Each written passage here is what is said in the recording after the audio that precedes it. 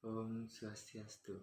Perkenalkan, nama saya Rudiki Priadharma dengan NIM P071341200027, kelas 2A, Prodi D3, jurusan Teknologi Laboratorium Medis.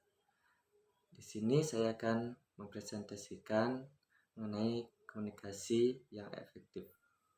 Sebelumnya, apakah ada yang sudah tahu apa sih itu komunikasi? Ya, komunikasi merupakan suatu proses ketika seseorang atau beberapa orang, kelompok, organisasi, dan masyarakat menciptakan dan menggunakan informasi agar terhubung dengan lingkungan dan orang lain. Komunikasi efektif.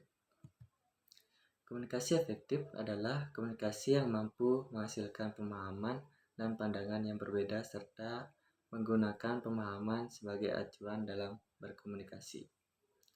Komunikasi efektif memungkinkan seseorang dapat saling bertukar informasi, ide, kepercayaan, dan sikap antara dua orang atau sekelompok yang hasilnya sesuai dengan harapan.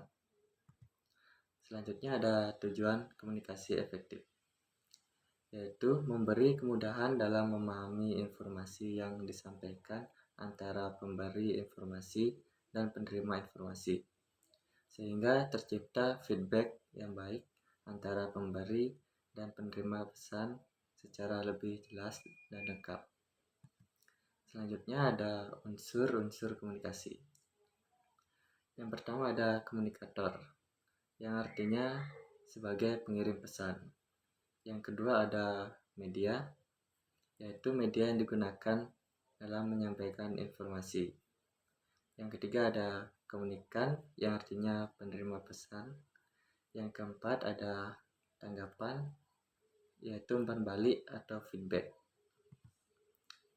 Selanjutnya ada fungsi komunikasi efektif.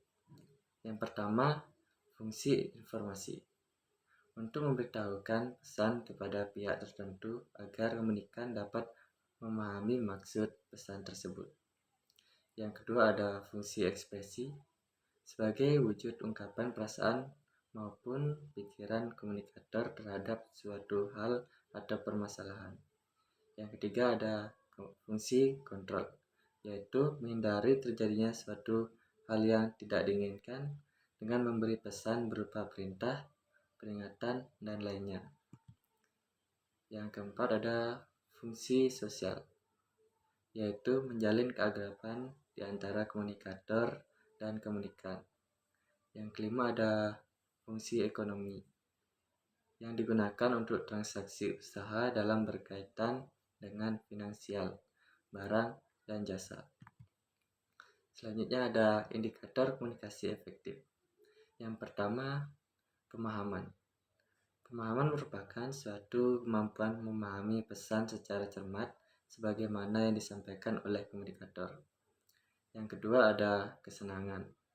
Apabila proses komunikasi itu selain berhasil menyampaikan informasi, juga dapat berlangsung dalam suasana yang menyenangkan kedua belah pihak. Yang ketiga ada pengaruh pada sikap. Apabila seseorang komunikan setelah menerima pesan, kemudian sikapnya berubah sesuai dengan makna pesan itu.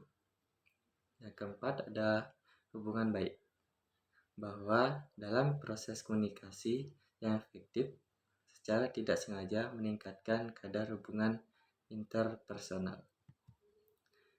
Selanjutnya ada prinsip dasar komunikasi efektif. Yang pertama ada respect. Hukum pertama yang terpenting dalam komunikasi yang efektif adalah sikap menghargai atau respect setiap individu yang jadi tujuan pesan yang kita sampaikan.